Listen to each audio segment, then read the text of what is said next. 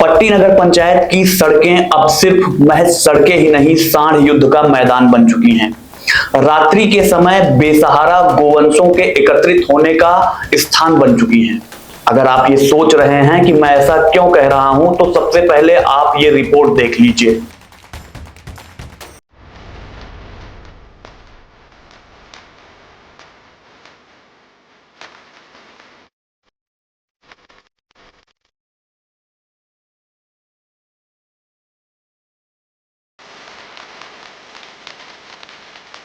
आप स्क्रीन पर देख पा रहे होंगे कि ये दो बैल आपस में लड़ रहे हैं, जिसकी वजह से सड़क पर आवागमन ठप हो गया है और पट्टी मार्केट में खरीदारी करने आई महिलाएं किसी तरीके से बचकर वहां से निकल रही हैं।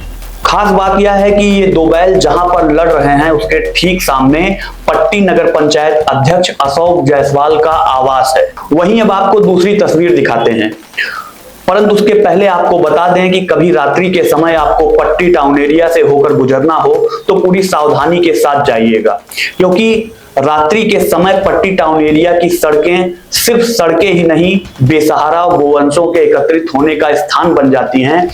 सैकड़ों की संख्या में बेसहारा गोवंश पट्टी टाउन एरिया की सड़कों पर एकत्रित हो जाते हैं, जिसकी वजह से खतरे की घंटी बजने लगती है। जी हां, अब आप ये तस्वीर देखिए।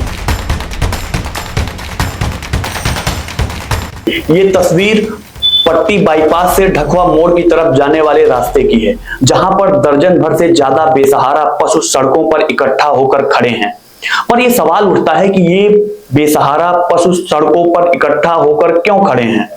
क्यों रोज पट्टी के लोगों को बैल युद्ध से फजीहत का सामना करना पड़ता है? सवाल ये भी उठता है कि कहां है करोड़ों की लागत से बनने वाला मुख्यमंत्री योगी आदित्यनाथ के ड्रीम प्रोजेक्ट में से एक कान्हा गौशाला?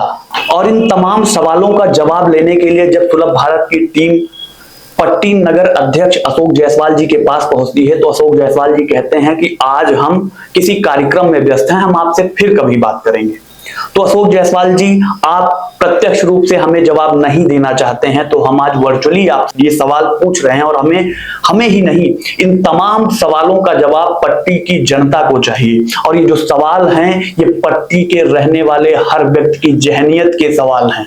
और ये सवाल इसलिए भी है क्योंकि प्रदेश सरकार में मंत्री रहते हुए जब एक कर्मठ नेता अपने विधानसभा की विकास के लिए भरसक प्रयास करके कोई योजना ले आए और उस योजना की साख को ताक पर रखकर उसे लेट लतीफी और भ्रष्टाचार के भेंट चढ़ा दिया जाए, तो ऐसे सवाल का बवाल तो अध्यक्ष जी उठेगा।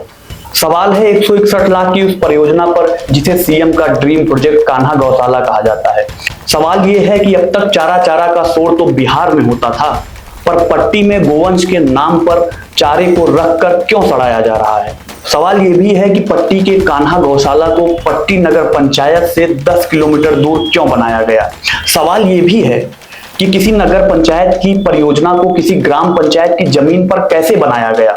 सवाल यह भी है पट्टी के नगर अध्यक्ष जी कि मुख्यमंत्री के ड्रीम प्रोजेक्ट कान्हा गौशाला को कहीं बनाया भी गया तो अब तक पट्टी की सड़कों पर दंगल करने वाले इन बेसहारा पशुओं को, बेसहारा गोवंशों को अब तक उसमें भेजा क्यों नहीं गया?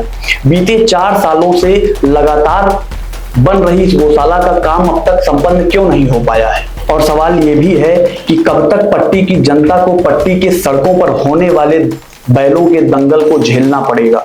और सवाल ये भी है कि जिन बेसहारा पशुओं के लिए सरकार ने करोड़ों की लागत से कान्हा गौशाला को बनवाया है, क्या कभी वो उसमें जा भी पाएंगे?